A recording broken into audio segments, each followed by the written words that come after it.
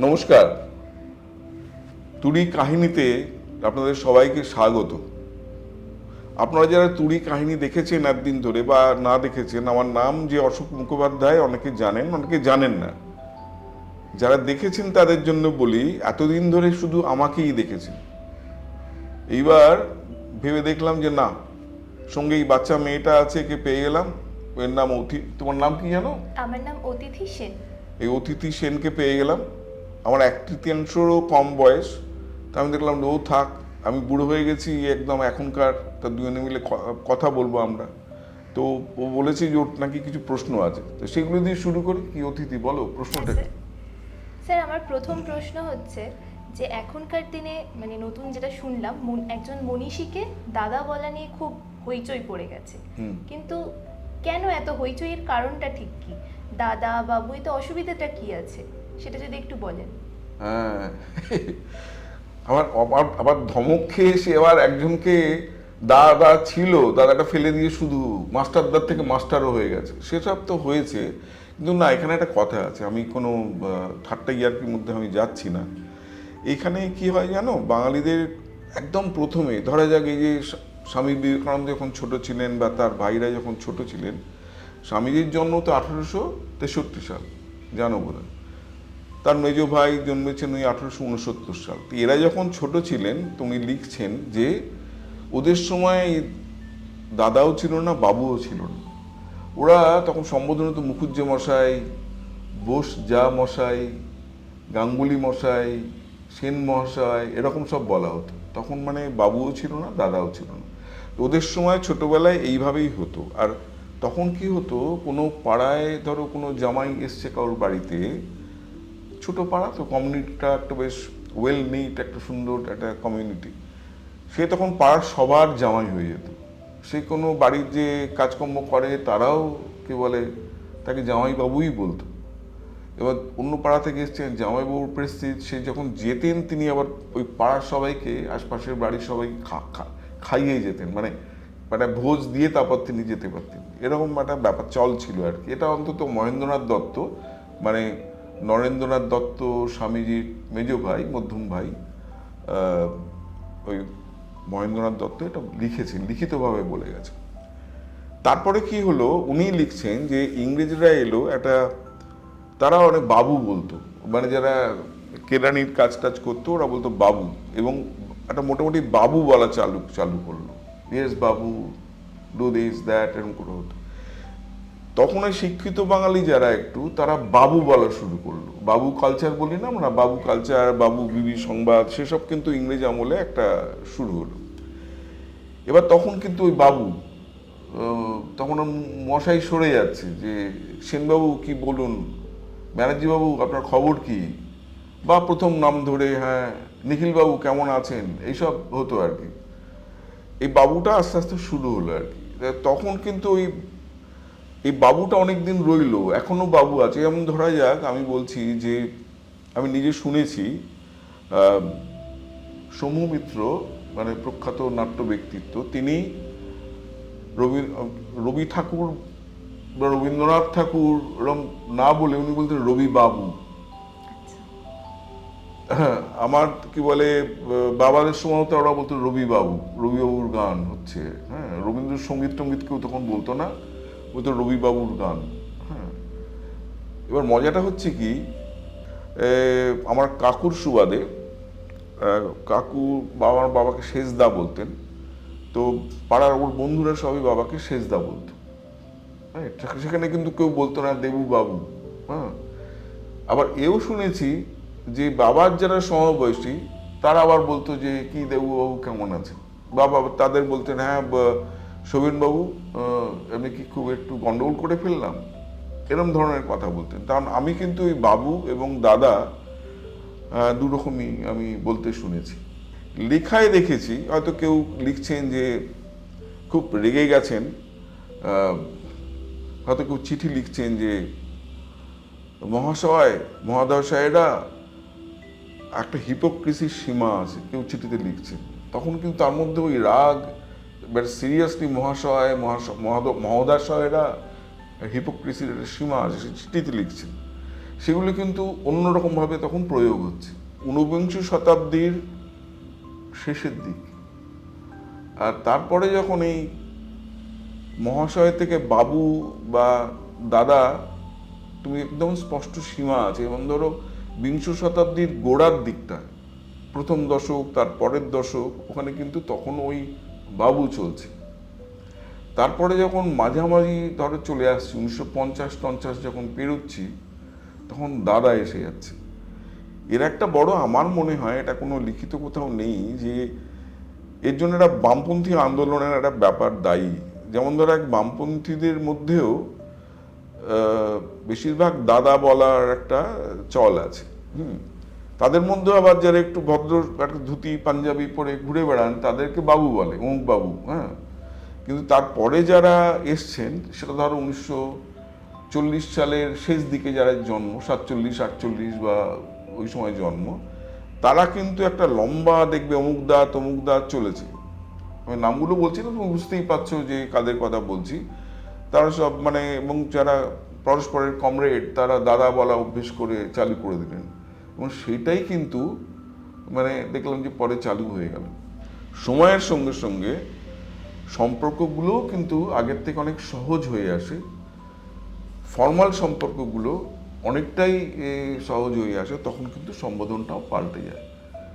তুমি তোমার বাবাকে বলো না, তুমি কি আপনি বলো না তুমি বলো, তুমি বলো। আমি অনেক আগেকার দিনের লোককে বলতে শুনেছি, তারা বাবাকে বলছে আপনি। আপনি ভালো আছেন, আপনি এটা খেয়েছেন, সেই কি মেয়ে এবং ছেলে সবাই আপনি বলছে। সেখানে কিন্তু ওইটা নেই। তো সেই আলোচনাটা আর একটা অন্য সময় হতে পারে। কিন্তু আমি যেটা বলতে চাইছি, যদি সামারি করি, তাহলে এই যে বাবু বা দাদা সময়ের সঙ্গে পাল্টায়। লাস্ট একটা মজার কথা বলে শেষ করি। তখন ডাকসাইটে একজন জার্নালিস্ট ছিলেন, সাংবাদিক, সত্যেন্দ্রনাথ মজুমদার। তার নাম যারা সাংবাদিকতা নিয়ে পড়াশোনা করেছে সবাই জানে। তো সত্যেন্দ্রনাথ মজুমদার ট্রামে উঠেছেন, ট্রামে উঠে দেখলেন সিট রয়েছে, বসে পড়লেন। তো হঠাৎ একজন আর কি অ্যাংলো ইন্ডিয়ান লেডি, সেটা কিন্তু তখনও ব্রিটিশ সময়, মানে তখন স্বাধীন হয়নি, সে অ্যাংলো ইন্ডিয়ান লেডি, যে তার সত্যেন্দ্রনাথ মজুমদারের কাছে এগিয়ে এসে বলছেন যে, হে বাবু, দিস ইজ লেডিস সিট। মানে ওকে বলছেন উঠে পড়ো। সত্যেন্দ্রনাথ মজুমদার প্রচণ্ড বিরক্ত হয়ে উঠতে উঠতে বলছেন, আই এম নট ইউর বাবু। এরকম হয়েছিল আর কি। নতুন মানে আমি যদি কোনো রিয়েলিটি শো বা কোনো কিছু দেখতে যাই, যে কোনো শো, স্টেজ থেকে অডিয়েন্সদের প্রতি একটা তুমি তুমি করে কথা আসে। এই তুমি বলার কারণটা কি? তুমি, আপনি, এর মধ্যে পার্থক্যটা কি আছে? একটা নৈকট্য বোঝাতে গিয়ে। কিন্তু যদি দেখা যায় যে এটা একটা বেশ গায়ের জোরে চাপিয়ে দেওয়া হচ্ছে, তখন কানে লাগে। যেমন ধরো, আমি তোমাকে তুমি বলছি, অনেক সময় আমি তুই বলি, বা অনেককেই বলি আমি তুই, এটা আমার একটা ধরন আছে। তো এইবার এই কোনো কিছু বোঝা, যদি আমি জোর করে তোমাকে আপনি, আচ্ছা অতিথি আপনি এটা বলুন, খুব যেমন লাগবে না কাটকাট, এটাও সেরকম। মানে আমার যেটা বলবার হচ্ছে যে তুমি বা আপনি, এই সম্বোধনগুলো স্বাভাবিকভাবে এলেই মানুষের ভালো লাগে। প্রথমত এই যে তুমি তুমি করে বলে, এই যেটা বুঝতে পারি তুমি যেটা বললে, সেটা হচ্ছে যে দর্শকদের সঙ্গে যে আমি একটা খুব নিকটের লোক, এটা বোঝানোর জন্য সম্ভবত তুমি বলে আর কি, সম্ভবত। হ্যাঁ, এই তোমরা, এই যে দেখবে অনেকে আছে, অত দেখা গেল আমাদের আত্মীয় স্বজনের মধ্যে অনেক অত স্বল্প চেনা, প্রথম আলাপ থেকেই এই তুমি অশোক দা বলে আরম্ভ করে দিল। অনেক নতুন লোকও আমি দেখেছি আমাকে ওরকম করে, দাদা তুমি একটু দেখো, এরকম বলো। এইটা যে দাদা বলাটা, এটা তো একদম এই যুগের ধর্ম। মানে ধরুন আমরা যখন ছোটবেলায় বা তারপরে বড় হয়েছি, বাসে যখন উঠেছি, তখন কিন্তু দাদা সম্বোধন খুব চলতো। ও দাদা একটু সরুন, গেটের কাছে যাব, একটু নামতে হবে তো। বা রেশনের লাইনে হয়তো দাঁড়িয়ে আছি, যে হয়তো বলবো সামনের জনকে জিজ্ঞেস, দাদা চাল এসছে দেখেছেন কীরকম চাল। এটা আমি বলছি কোন সময়, ওই 65, 66, 67, যেটা আর কি আমরা লক্ষ্য করছি। সবাইকে ধরতে আমার ডবল বয়স, তাকে বলছি দাদা দেখেছেন কি চাল, কিরম চাল এসছে। দাদা বলাটা এতটাই এখন আমাদের ভেতরে এসে গেছে। আমার মনে আছে এবারে দুর্গাপুজোর সময় সেই বাগবাজারে গেছিলাম, বাগবাজার সার্বজনীনের একটা ঠাকুর দেখবার জন্য। ওমা আমি খেয়াল করিনি সামনে একটা বাচ্চা ছেলে এসে যাচ্ছিল, তাকে বলে ও দাদা সরুন না ছবি তুলছি। পরে আমি দেখছি যে সে বাচ্চা ছেলে, আমার খেয়াল নেই, কারণ দাদাটা এতটাই আমাদের সময়কার সহজাত, আমাদের বয়সের বড় হলেই দাদা, মনোজ দা, অমুক দা, তমুক দা আমরা বলেছি সব সময় আর কি। হ্যাঁ, তো এই যে দাদা বলাটা, তারপর দাদা বলা নিয়ে বিপত্তি আছে। ধরা যাক এখন এই একজনকে, ধরো জ্যোতি বসু, আমি রাজনীতির জন্য বলছি না, কিন্তু জ্যোতি বসুকে কেউ অত জ্যোতিদা বলে দিল, তিনি বিরাট হয়েছে যে জ্যোতি ওটা ভব্যযুক্ত মানুষ, তাকে দাদা বলে দিল হয়।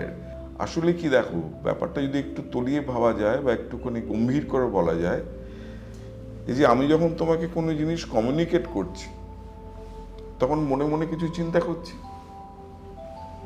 তারপর সেটা আমি মনের মধ্যে একটা ফর্মুলার মধ্যে সেটাকে ফেলছি, যে ফর্মুলাটা আমি মুখ দিয়ে উচ্চারণ করছি, তুমি সেটা শুনছো, শোনার পর সেই যে ফর্মুলাটাকে তুমি বুঝতে পারছো এই বলেছে, তখন তুমি তার রেসপন্স দিচ্ছ। এটাকেই বলে যে আমি যখন কোনো কিছু চিন্তা করছি, আমার চিন্তাটা কোডিং করছি।